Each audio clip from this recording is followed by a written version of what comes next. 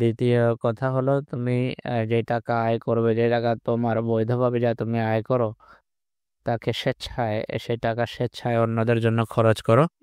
যদি স্বেচ্ছায় তুমি তোমার টাকা অন্যদের জন্য খরচ না করো, তাহলে একটা সময় আসবে যখন তোমাকে তা খরচ করতে বাধ্য করা হবে। তাই The needs and requirements of the less fortunate ones of your society, unless you do. সমাজে যারা দরিদ্র, তাদের চাহিদা পূরণ করো, তাদের দেখাশোনা করো। যদি তা না করো, তাহলে তুমি তোমার উপর নিজের দায়িত্ব সঠিকভাবে পালন করছো না। আল্লাহ পৃথিবীতে এই জান্নাতের সৃষ্টি করতে চেয়েছেন, যদি এটি না করো তাহলে এই জান্নাত তোমাদের জন্য জাহান্নাম হয়ে যাওয়ার একটি সময় আসতে পারে যখন তোমার আর সুযোগ থাকবে না নেকি করার, এবং তুমি তখন তোমার বৈধ উপার্জন থেকে বঞ্চিত হতে পারো।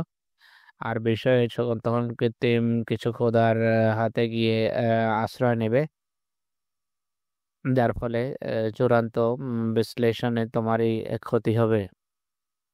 কোরআনে কারিমের পয়গাম এটি, যা কোরআনের বহু আয়াতে উম, আম, উল্লেখ করা হয়েছে, যা আমি বিস্তারিত এখানে আর আলোচনা করতে চাই না।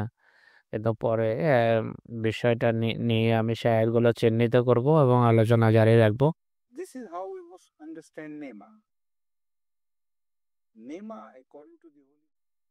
তো আমি এখন উপসংহারটা আনছি যে নেয়ামতকে এভাবে বুঝতে হবে। নেয়ামত শুধু আহ, কাল্পনিক কোনো পুরস্কার নয়। কাউকে আল্লাহর নবী হওয়ার কথা বলে নবী বলে দিলেন, ঘোষণা করলেন, এটি এমন নয়। নেয়ামত বা পুরস্কারের একটা পটভূমি আছে, বিরাট সংগ্রামের পটভূমি আছে। এটি দ্বিমুখী সংগ্রামের পটভূমি। একটি হলো